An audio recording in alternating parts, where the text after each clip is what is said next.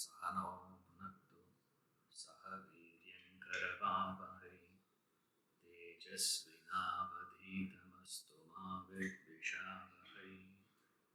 Om Shanti.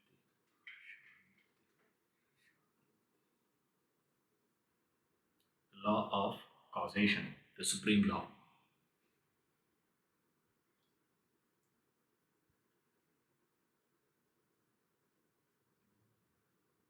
It is a supreme law because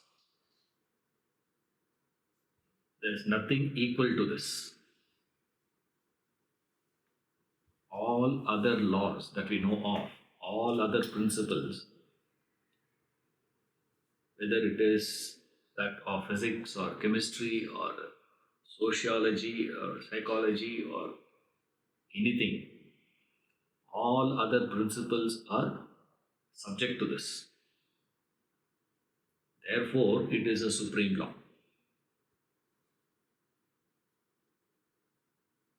What does this law means? What is the implication of a law?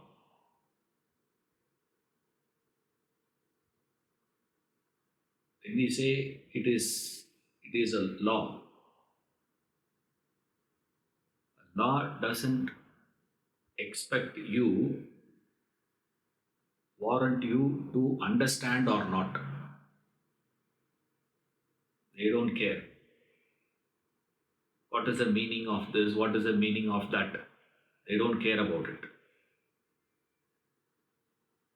You are supposed to follow, that's it. You just have to follow the law. Sir, I don't understand on what basis they fixed the rule of red light means stop, green light means go, yellow means slow down. What's the basis? Now I don't understand. I don't understand the science of color. I don't have to know all those things. Whether you understand or not, what are you supposed to do? You are just supposed to follow. If you follow the law will work for you. It will work along with you. It will work in favor of you. It will bless you. If you work against the law, it will penalize you. Law by itself doesn't do anything. On its own, it neither favors you nor punishes you. It is how you are going to be harmonizing your life with the law. So, we try to understand the law only to harmonize. But the problem with reference to this law is, we say there is an effect for the cause, there is the cause and effect, cause and effect, cause and effect. You will always bring out a case. And every one of us will have a case to show where the law has faltered, where the law did not work. Isn't it? Such a nice fellow, sir, studied so well. In fact, he is the one who has taught 4 other fellows in the class. And those 4 fellows have passed that exam. And this fellow failed. Such a good businessman failed. How will you account for?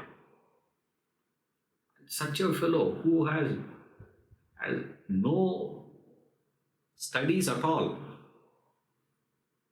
but he has got fantastic marks. Now we wonder, in such cases, where is this cause and effect functioning?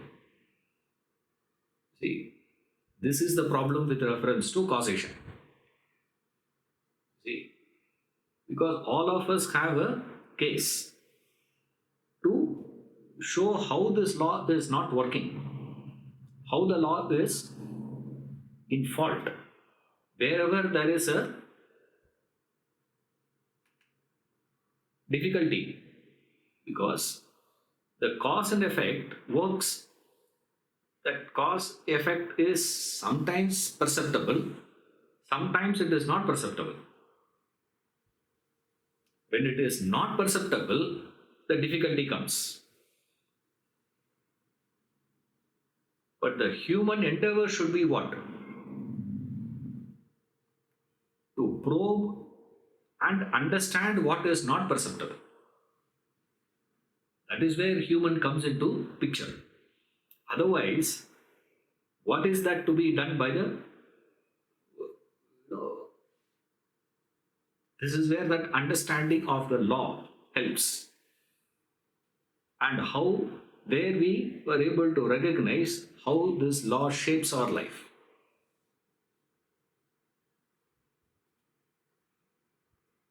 One side of it, this is the only law where you will be scared of. But actually there is nothing to be frightened about with reference to law of karma. Because a lot of time, people get scared of this karma. You say there's nothing to be scared of. It is an effect. And in the areas of grossness, it's easily visible, perceptible. When it moves to the subtler realms only, we get into trouble. The subtle realms of what? Connecting cause and effect. Now, how am I to connect this?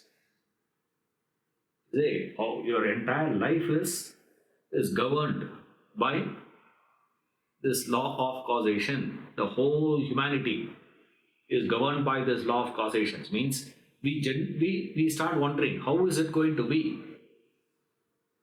How is it that according to this, and in this, where is a possibility for me to escape?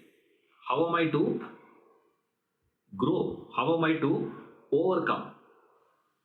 Is there a possibility for me to outgrow? That's where he gives a clue. The clue is the lawgiver has to be above the law. Right? The lawgiver cannot be subjected to the law.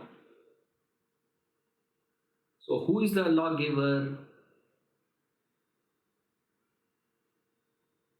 When you start probing in that direction, you start moving and you start understanding that it is God or Brahman.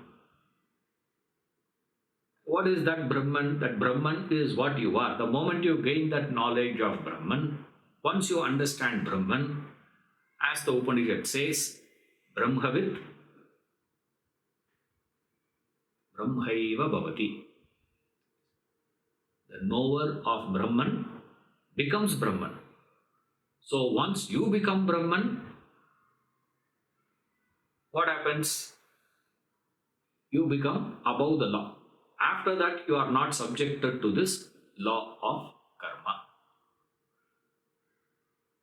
Does it mean that I have to wait till realization?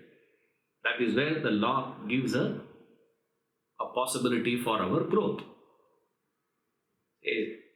If you grow above that level, all your erstwhile karma with reference to the earlier level gets neutralized, nullified. Otherwise, there is no escape. Remember. That is why we need to bring in this idea. The above law has no sway over Supreme Self. He is taking absolute. Now we have to understand from our level also it works. When you were involved in the toy world, you are playing with toys, you had so much of value for the toys, you were going to the extent of even cheating, lying, stealing at the toy level. Right? Once you become adult, Once you have outgrown the toy world, what happened to all the karma of that? What happened to that stealing that you have done with reference to the toy world? What happened to the lying that you have said about toy world? What happened to that jealous that you entertained with reference to the toy world? Will that affect an adult? No. Thereby, he has outgrown the law. But then the problem is what? In our life, what we are doing is we are only replacing one toy with another toy. That's about it. We are not actually growing out of toys. We are only changing our toys. But however, the law functions independent of all that. The moment you grow above that level, with reference to the earlier level, all the actions that you have got, you have done, karma gets wiped out. If that is not the case, then it is very difficult. And then there is one problem we will face. You say, okay, Ishwaran, you say that you want, once you become Brahman, then all my karma is wiped out. Correct. Let me start working for realization. Right. The moment you start, a person starts working towards realization, what is the problem there is when you are working towards realization, the effect for the actions that you are doing, the effort that you have been putting in for realization will not show up immediately. See, you are striving for realization. For that striving, there is an action going on, isn't it? That action should produce a result, no? By law, this effect will not show immediately. The result will not show immediate. So since the result is not showing immediate, you feel that I am not growing at a speed in which I would expect my growth to be happening. See, since you feel like that, what happens? When you face this difficulty, mind will get dejected, depressed. It says, all waste, sir. And in that dejection, in that desperation, series of thoughts will start stemming. What? Maybe I should do something else. I don't think this is going to be working. So you leave and switch over to something else. See, that's where the problem is. The thought of realization, the idea of realization is not, will not inspire you. See, it will not inspire initially. So without that inspiration, what happens to the seeker? He has to work. He has to understand why this is happening, why this is not. For that alone, the law needs to be studied carefully. You have to understand the law of karma. If you don't understand the law of karma, then we have seen earlier, use and abuse of religion. Move from negative religion to positive religion. And then he has shown certain impediments also. Now that you have understood what is positive religion and you have understood what are the impediments, and you have started putting your effort. When you start putting your effort, the problem will be what? It will not show any result. You will not see any progress. And when you are not seeing that progress, we wonder why.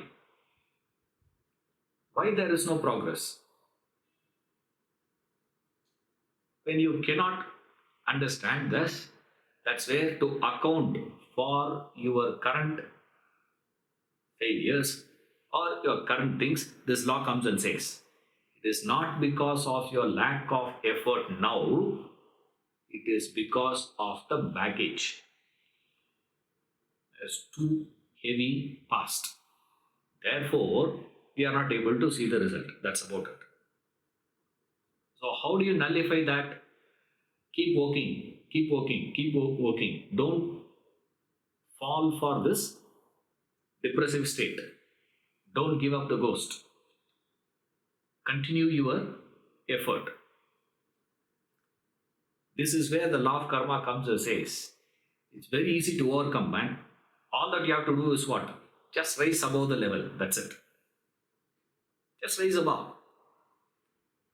Move from the worldly thought to godly thought.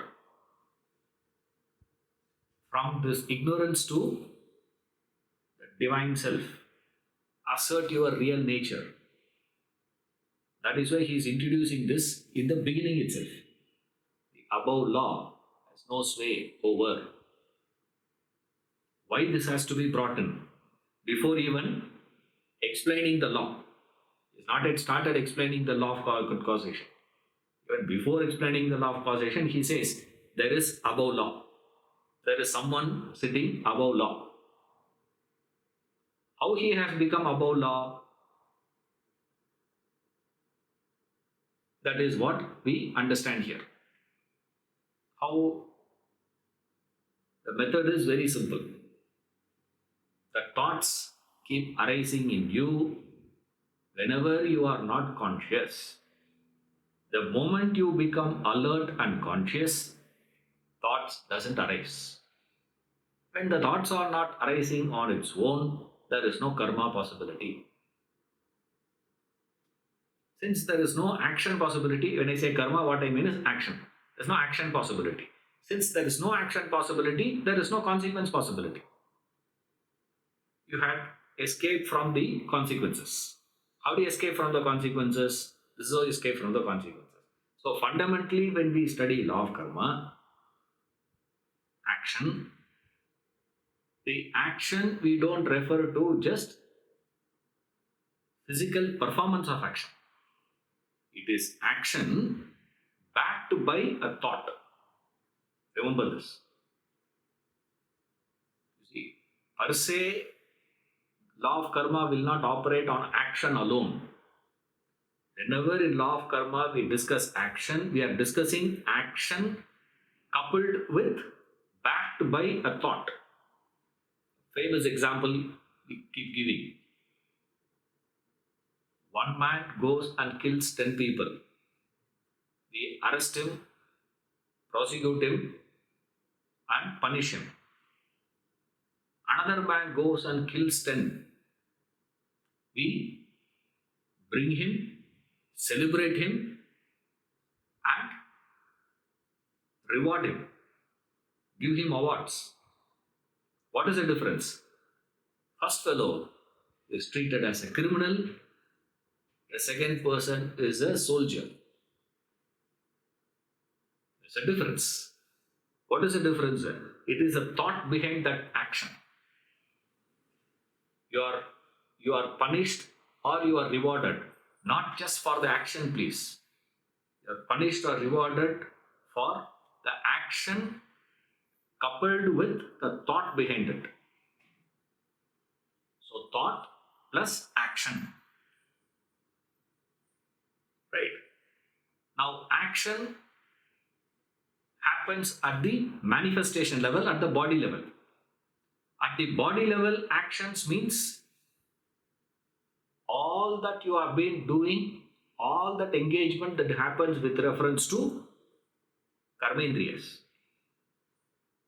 Starting from speech. All that you have been doing. Right? Your actions. So your actions means all put together, all engagements of karmendriyas. There are two sets of organs you have at the body, gyanendriyas and karmendriyas.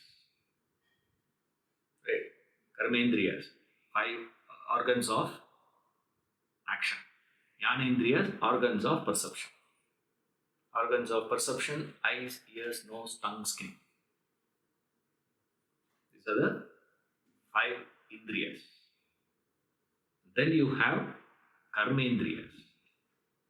Karma means action. Organs of action. Speech is an action. Hands, with hands you do action. With feet, with legs you do action. And then organ of evacuation and organ of procreation. These are the 5 organs of action. So whenever we discuss about action, we are including all this. Right? Loosely referred by these people as 3. To put it across in a simple way, they call it as manasam, vachikam and kayikam. Manasam means thoughts, mind, mental, at the mental level, at the thought level. Then vachikam means at the speech level. Kayikam means other organs. All other organs collectively used. So every action when we discuss, we are discussing about the actual performance of action backed by thought. Right? The thought plus action. Wherein we include thought also, which means even a thought is treated in law of karma as action. So action here is all 3. Right? Don't take only, suppose if I only think, I have not executed. Right? Imagine a person comes to your house and somehow you are able to read his thoughts and he is thinking of stealing your car or stealing your remote, because in his house same TV but that remote is not working. In your house the remote is working. So he thinks what? Same, it's better to take this. And he is thinking that. He has not done. He has not executed that action. He has only thought of it. You can't file a case on him. See, you can't file a case. Law will not accept. In karma, that also taken into account. You think of stealing, they will add 1 mark for that. 1 unit is added. 1 unit karma added there. That's why you become so responsible with your thinking here. See, law of karma. The study of law of karma makes you more responsible. Because you entertain a thought, it is included. You utter a word. 1 word you utter, added. 1 added. 1 added. 1 by 1, brick by brick, how people build a wall. It is so fascinating to see how they construct a wall. Brick by brick they will keep. Apply. Put another one. Apply.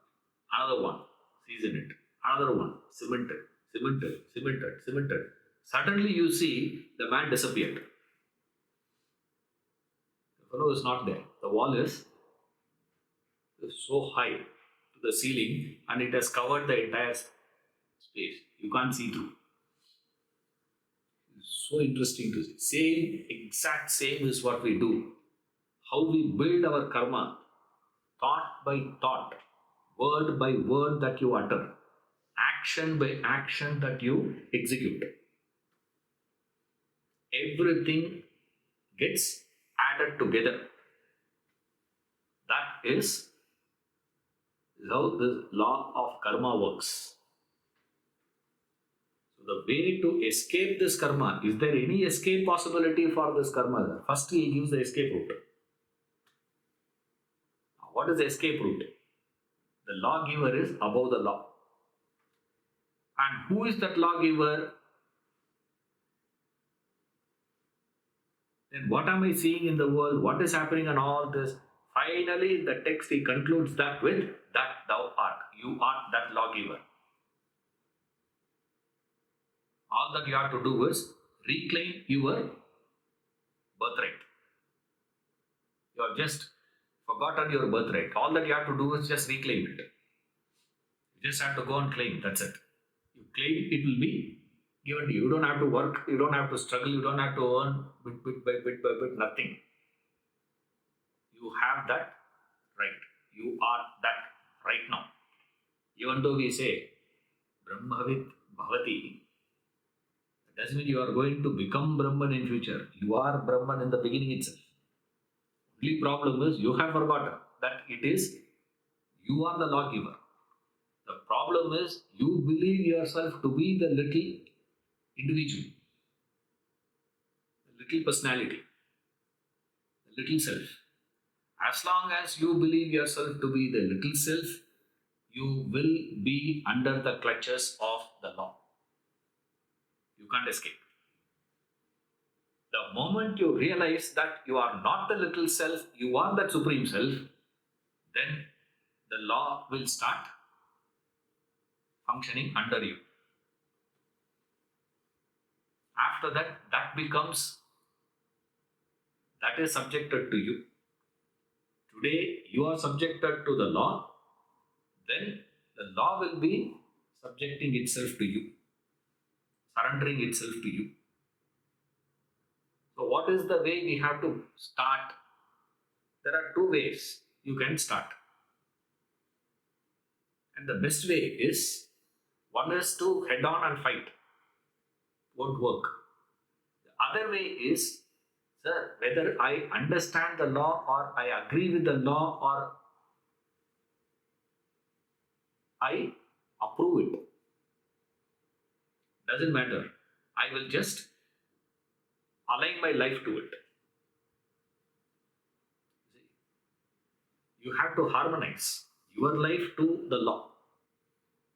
When you drive according to the rules of the road, then you will not be penalized. You won't get tickets. That's it. Whether you accept or you agree or you don't agree, it doesn't make any difference. Once you start following that, that gives you a protection. Then the law will protect you. That is what we seek. Sahana Vavatu, we say. Why? May He protect us. What is a protection? God will not come and protect. God is not going to come and protect you, please. Then what is a protection, sir?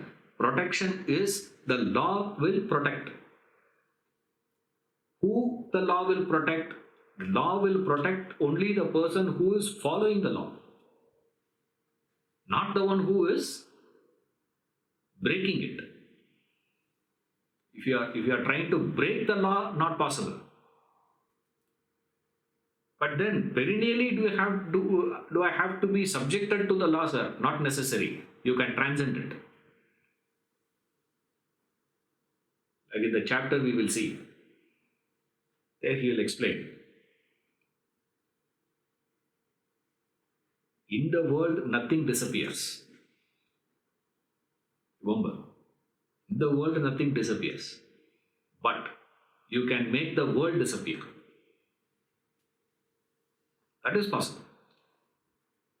In the world, nothing will disappear. You see, in the waking, in the dream world, nothing disappears. But you can make the dream world disappear.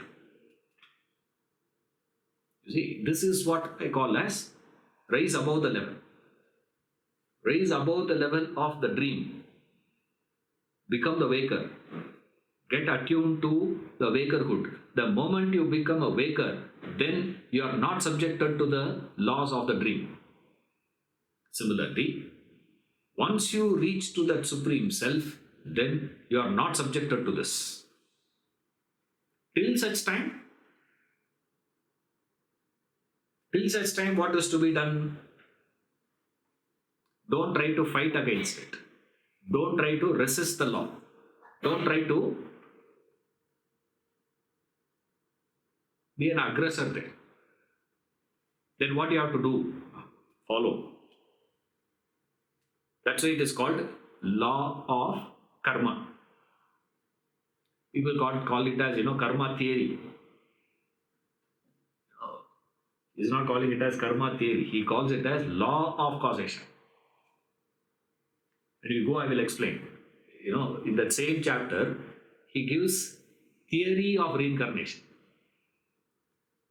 See, in the same chapter we have that topic, theory of reincarnation. But here he says law of causation. And what is that law of causation? Supreme law. What is that? Karma.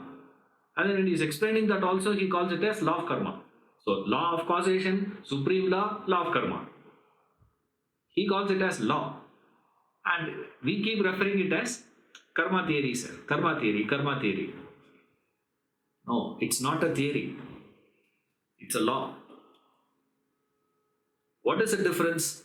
Why people call it as theory? They call it as theory because they are not able to see this principle functioning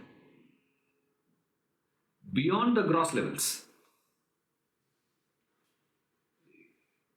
At the gross level, it's very easy to see. The subtler levels, it is not perceptible, it's not visible.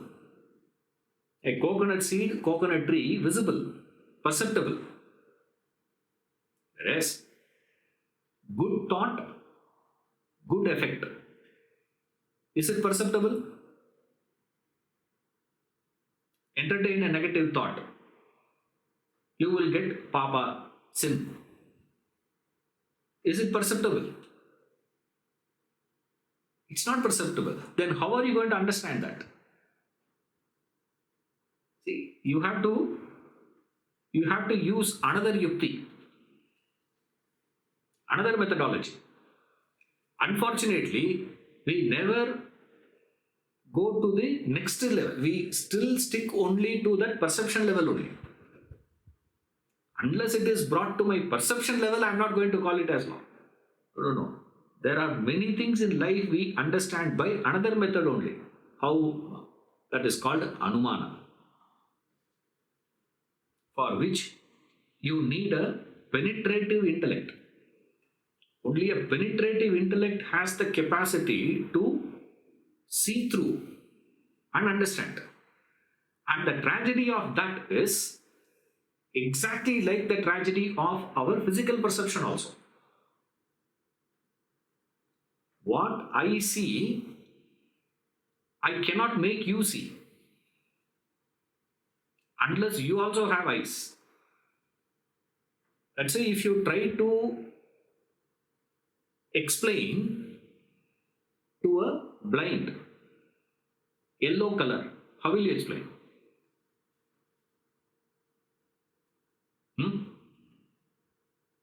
Or a person is colorblind.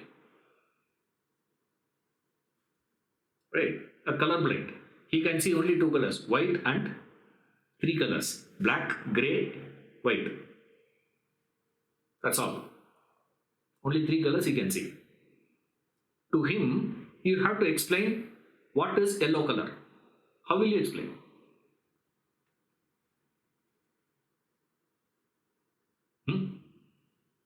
Coral. The color coral you have to explain.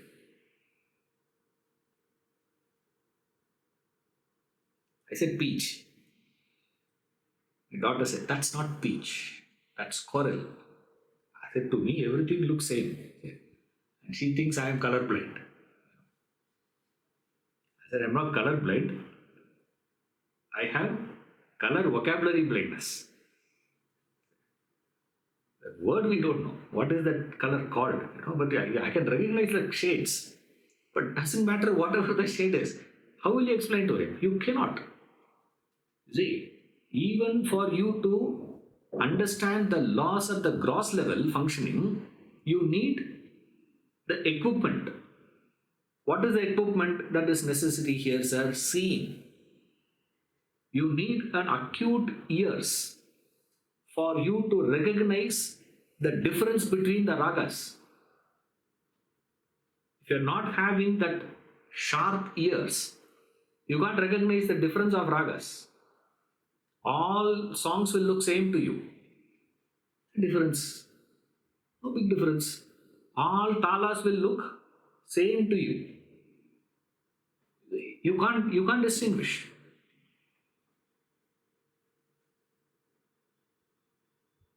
Can't you recognize this? How long you have been listening to Carnatic music? They come and give one tongue, they give you in the head. Say, properly listen now. I say, all look same to my ears only. Depends on the sharpness of your equipment, instrument that you are using. As you start engaging subtler equipment, you start recognizing subtler things. That is why at one point of time they said molecule is the smallest. Right? Then what happened? The instruments got developed, subtler instruments we got. Once the subtler instruments got developed, they said no, not molecule, it is atoms. But atoms cannot be broken. Molecules can be broken into atoms, but atoms cannot be broken. After a period of time, what happened? Equipments became more refined, subtler. When it gets more subtler, they say, no, atoms can be broken into 27 parts. I don't know whatever the number is. Right? Don't quote me for these things, okay? But this much I know. First they said molecule, and then they said atoms, and then can be broken, and then there is protons, neutrons, electrons, and then electrons also can be broken, and then this. As we refine that equipments, our ability to see gets better and better. Same way, as you keep strengthening your penetrative intellect, your ability to understand, ability to rationalize, ability to infer becomes better and better. But whatever understanding that you have, you cannot transfer that understanding to another person who lacks that equipment. Even if you give me that microscope and keep the blood sample, and I see so many things moving there, I can't understand what is what. See, only the lab technician will be able to recognize what is a virus, what is a bacterium, what is a red cell, what is a white cell. How do you define which group your blood is? You can show me, but I can't recognize that. Why?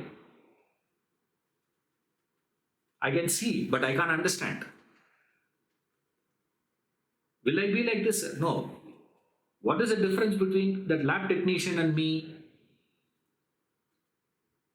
He has worked and he has attempted to understand that he has that perception capacity today. He has that ability to penetrate and understand. Same way, if you have developed your capacity to penetrate with your intellect, with your reasoning capacity. When we say intellect, what we mean is your reasoning capacity, then you can probe and understand. For which You need a conducive lifestyle. If you are all the time resisting and fighting, because mind by nature resists. That is why the moment we use the word law, instantly we feel something that is putting a restriction on us, isn't it? Right? You say law, instantly we feel, ayyo, it is confining me, it is pressurizing to me, is what we think. Whereas law here is not that, please. Law here explains what is actually happening in your life. What is the real case here? See, this is not going to be giving you the wrong impression. Because mind essentially wants what? Don't put any restrictions on me. Let me be free to do whatever I want, to feel whatever I want, to expect whatever I want. I will do anything, I will do everything, and expect that particular thing to be coming out of it. Suddenly this law comes and says, no, it doesn't work that way. Mind will start rebelling it. Mind will start resisting it. And he calls that law also as what? Supreme law. Supreme law means what?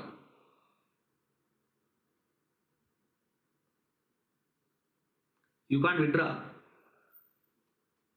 You see, you can't say, after 1.5 years, lot of protest is there, lot of resistance is there. Therefore, what I'm going to do now? Let us withdraw the law. You see, we can't do that. No way that you can. This law is fixed. Nothing can be done. You can't change it. You cannot withdraw that. You can't give an exception to that. You can't make some changes to it. Certain amendments let us make to it. We have done no for our law. For every law we have done so many changes. He calls it as what? Supreme law. Means what? Nothing you can do with it. And the mind will get more irritated with this statement. It says, how can you call it a supreme law? Because law, the thought of law is, parallel idea is bondage. Law and bondage comes together. And we mentally resist this. What is the mental resistance to the word law? I have to follow, no? The moment they made the law of every two-wheeler person has to wear a helmet, right? What happened? So much of resistance. And then they said even the pillion rider also has to wear that helmet. Resistance. Mind will not want to follow. There is no discipline. The thought of law brings in a sense of discipline to us. What is that discipline is what the law explanation is. Right? There's one more paragraph where he is actually introducing the law. So first he gave a general introduction, and then he gave what is the law, the basic principle, and what is the escape route, and now he is introducing the law. Last paragraph. The law of causation governing humanity falls under two categories. They are known as the law of destiny and the law of karma. The law of destiny deals with your past and present status, whereas The law of karma covers your past, present, and future. It covers the law of destiny and goes beyond into the future to explain your life in its entirety. Study it on its own merits. Examine the logic and reason that supports it. By a thorough grasp of the immaculate functioning of the law, you can steer your personality to the highest order of life. Yes, the law of causation consists of two laws. There are two laws. One is referred as the law of destiny. The other is the law of karma. And entire humanity is subjected to this. There's no exception. No one gets an exception. Entire humanity governed. Right? And he says, the law of destiny deals with your present and past. So, law of destiny deals with two aspects: past, present. Law of karma is nothing but the further extension of the law of destiny by including the future also. So, first, law of destiny accounts your present connecting to the past. Right? And the law of karma includes the past, present, future. All three gets included. Meaning, law of destiny, don't worry, I'm just giving a intro only. He's only introducing the idea. Detailed study is coming in that, specific topic. Law of destiny and law of karma. Right? The law of destiny says, your present is nothing but your past. So, your past is the cause, your present is the effect. Okay. Now, law of karma says past, present, future. What does law of karma says? Law of karma says, yes, your present is the effect, past is the cause. If you take that stand, if that is true, if that is the case, then it must be the case of the future also. Because then what is the future? Future is nothing but the past and the present. Past plus present is equal to future. Present is equal to past. Future is present plus past. This is the basic rule here. Now here there is a difference that comes into picture. The angle in which the human is understood. Every time when you are studying law of karma, we say cause, effect. There are two aspects. Law of causation has two aspects: cause, effect. With reference to cause, what are you? With reference to effect, what are you? There are two ways you need to understand. Ishwaran is the cause, also Ishwaran is the effect. Right? So when I take when I am going to be studying myself as a consequence receiver, as effect, fruit, phala, all this, there is a personality. That is one. When I am the one who is causing, I am the one who is acting. So cause is equal to action. Cause is what? Action. The one who is causing the cause is the actor. It takes a position of a what Vedanta calls as karta. Right? You take a position of a karta. With reference to the cause, what are you? Karta. With reference to the effect, consequence receiver. You have to receive the consequence. Who is the consequence receiver? Bhokta. The experiencer. The enjoyer. Better is experiencer. I say consequence receiver is a much better way of putting it across.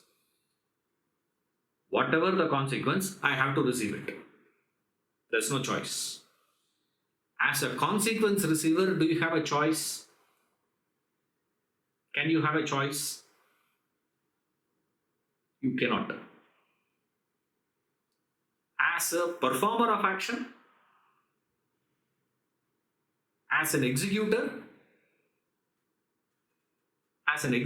of action, you have a choice. Action, what action? All actions. Thought, word, deed. All actions, possibilities. All that you can act at the level of body, all that you can act at the level of mind, all that you can entertain as thought, all that you can do, all that you have did, all that you have thought, all that you have said, everything is included. When I am speaking, I have a choice. When I am thinking, I have a choice. When I am performing action, I have a choice. So, as an actor, I have a choice. As a performer of action, as a cause, choice. When that same thing, same person were to be dealing with the same law of causation from the perspective of an effect, what is he? Consequence receiver. This is what is referred as bhokta, enjoyer, experiencer. The one who is experiencing. That is why perennially there is a problem. You totally identify yourself to the bhokta, and the bhokta goes on asking one question. What did I do to deserve this? What did I do to deserve it? What wrong I have done? Right? The question itself is redundant. Why? The question itself is wrong. What is wrong in the question? Sir, by definition, you are experiencer, you are enjoyer. You are not actor. Only an actor can act. Enjoyer can only enjoy. That's it. Now, as enjoyer, you can't be asking this question, what did I do? Because the moment you take a position of doing, you are no longer a bhokta, you become a karta. And always people ask this question, why this happened to me? Why this happened to me? That me is who now? Who is asking that question? Why did this happen to me? When a person says, what is that me? Law of destiny says, you are present. Right now, what are you? Bhokta. What are you supposed to do? Go through. In the past, what you have been? karta. That is why karta goes on doing things blissfully unaware. Why he is blissfully unaware? Because as long as he is standing in the position of a karta, he has no problems because he is not going to be receiving the consequence. Right? All the beatings are going to be given to other fellow. Right? And then this fellow goes on instigating. Obviously, karta will never have a problem. That is why karta is reckless. He is irresponsible. He has no responsibility at all. He functions very superficially. Why that superficiality? He is not going to receive the consequence. But what he fails to recognize is when he goes there, he removes that and puts on the next hat. He becomes a bhokta. Entire life is governed. All that you have been in life is what? Only two positions you have been taking. You are taking a position of a karta or you are taking a position of a bhokta. Either you are causing the cause or you are receiving the consequences. Now when you are receiving the consequences, that is called a destiny. Right? What about the future? That's where law of karma stretches it further. It extends further and says, what about that? What about the future? He says, if my present is decided by the sum total of all my past actions, then the future is going to be what? Sum total of my past actions plus the present action. Right? In present, what I am going to do? Now, what I am going to do? From now on, how I am going to think? What thoughts I am going to entertain? Now, immediately we think what? This is where our ignorance comes in. He says, oh, bad thoughts you should not have. So what are we supposed to do? Entertain good thoughts. See, right thinking is not moving from bad thoughts to good thoughts. Right thinking is to go from thoughts to no thoughts. See, now we get inspired by, okay, now Ishwaran, from today what are we going to do? Now we have understood, oh, all this is because of our past. Now today I am having all wrong, negative. Why all this is negative? Because in the past I have been entertaining negative thoughts. So therefore, what is the solution? Thanks for the Vedanta class. Thanks for the knowledge. Now I have understood what I have to do. I have to entertain positive thoughts. What I am going to do? All good thoughts I will entertain. Good. What will happen? I'll also become good. And this says, don't be so naive. Says the Upanishads. Says, stupid. Don't be like that, man. Pramuda, says. The Upanishads call it Pramuda. Don't be so stupid. Growth doesn't mean moving from negative thoughts to positive thoughts. It means moving from thoughts to no thoughts. As what is the proof? Which is a blissful experience of yours is a deep sleep. Did you entertain positive thought or negative thought in deep sleep? No thought. You can't say, enna thought and no thought. That state of no thought is where there is bliss that is known to you. See, now Vedanta takes a clue from there. It says, why do you have to move like this? Don't think now I am going to become disciplined.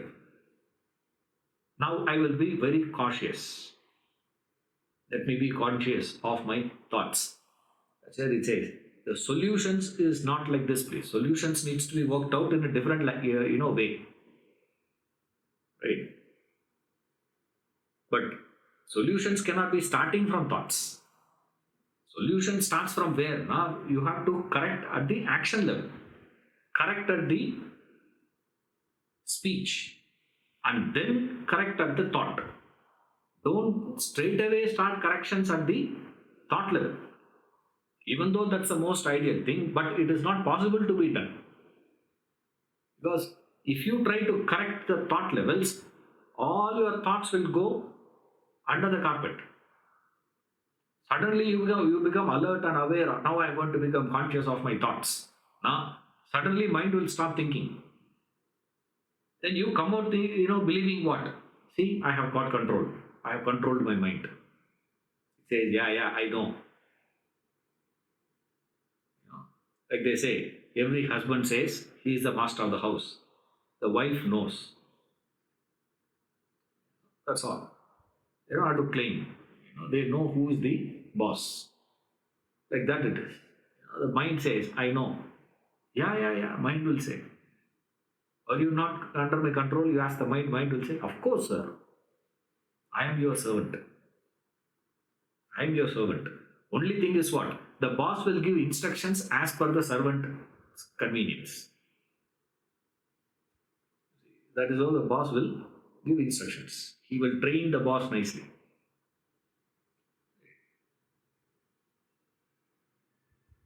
What is law of causation? Law of causation includes law of destiny, which accounts for all this. Action is the cause, consequences is the effect. As the action has subtler layers, consequences also will have subtler layers. Remember that. Okay, we will see those things in detail when we go there. Right. I'm just giving introduction now. Like he is introducing the idea, I'm also introducing the idea. If action can have layers, gross expression and the subtle intention behind it, similarly, the consequence also should have layers. Now you can't say only cause will have layers, effect will not have any layers, sir. It is singular. No. If this goes deeper, as deep as the cause goes, so the deep the effect will be. If the cause is superficial, effect also superficial. If the cause is deeper, effect also deeper. So as the cause, so the effect. Now, continuing that same principle comes in law of karma. So in that sense, when you analyze, law of destiny is not complete, it is incomplete. Law of karma is complete. Law of karma includes law of destiny also. So, if you study only law of destiny and leave it at that, you are in trouble. See, you have to study law of karma, which is far encompassing. It is more pervasive because it accounts for your future also. Law of destiny explains one. Law of karma explains. Law of destiny accounts your present. Law of karma accounts your present and future. It can explain your present, it can explain your future also. Law of destiny is that way, it has a limitation. The limitation of law of destiny is at any point of time when you sit for analysis, you cut across your life and analyze, it will explain that present by connecting to all the past. All the past in the sense including past janmas also. Right? Not only with reference to this, last 1 week, last 1 year, last 10 years, from childhood. No, it goes even, it accounts, it includes the past lives also. That's the basic idea he gives here. So the way you understand the supreme law, it is not going to give, it is not going to budge, it is brutal. However, there is a way you can easily overcome that. All that you have to do is raise above that level. The complete rising above the level is to reach to the state of the Supreme Self. But when you work towards that Supreme Self, don't think the results will come immediate. Will not. 1. 2. Your mind will resist that discipline. How? It will start believing in moving from negative to positive. It's not negative to positive, it is moving from this to neutral.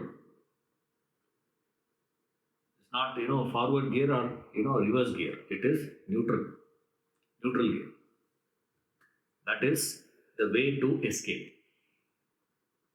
Then what is the law of causation, sir? The law of causation includes 2. Law of destiny, law of karma. Destiny, past, present. Karma, past, present, future.